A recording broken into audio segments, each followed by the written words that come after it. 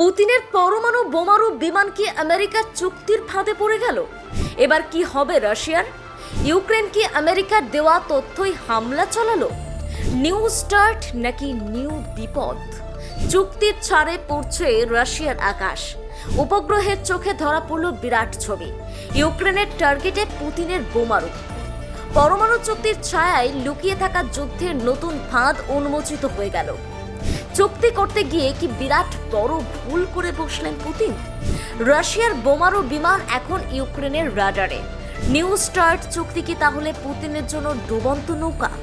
দেখুন, রাশিয়া ও আমেরিকার মধ্যে পরমাণু অস্ত্র নিয়ন্ত্রণ নিয়ে করা নিউ স্টার্ট চুক্তি এখন নতুন করে প্রশ্নের মুখে।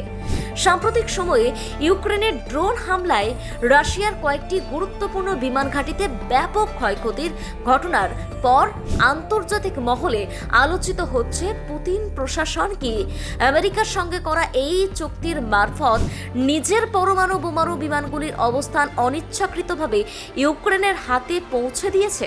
বিষয়টি প্রথম সামনে আসে যখন ইউক্রেন রাশিয়ার অভ্যন্তরে অবস্থিত একাধিক বিমান ঘাঁটিতে হামলা চালিয়ে পরমাণু অস্ত্র বহনের সক্ষম রুশ বোমারু বিমান Tu-95MS এবং Tu-22M3 কে লক্ষ্যবস্তুতে পরিণত করে। এই বিমানগুলি হচ্ছে রাশিয়ার কৌশলগত পরমাণু শক্তির অন্যতম স্তম্ভ।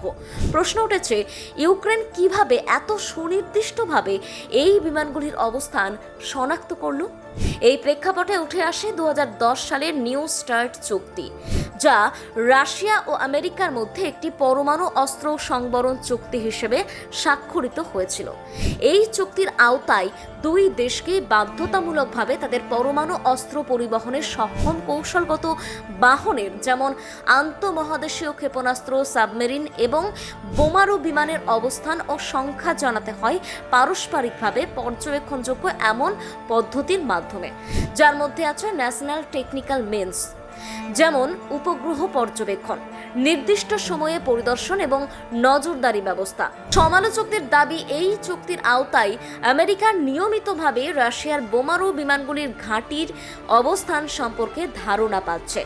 যদিও এটি নিরপেক্ষ সামরিক তথ্য পর্যবেক্ষণের উদ্দেশ্যে প্রণীত, তথাপি ইউক্রেন সেই তথ্য গোপনে পেয়ে যেতে পারে এমন শঙ্কা উড়িয়ে দেওয়া যাচ্ছে না, কারণ আমেরিকা ইউক্রেনকে ব্যাপক প্রযুক্তিগত সহায়তা ও গোয়েন্দা তথ্য দিয়ে সহায়তা করে আসছে যুদ্ধ শুরু হওয়ার পর থেকে।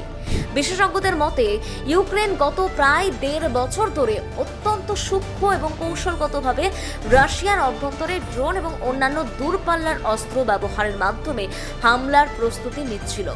তারা রুশ বিমান ঘাঁটির জিও লোকেশন, ঘাঁটির সুরক্ষার স্তর, বোমারু বিমানের রক্ষণাবেক্ষণের সময়সূচি ইত্যাদি বিষয়ে চমকপ্রদ নির্ভুলতা দেখিয়েছে। ব্যুরো রিপোর্ট, অজানার দেশে।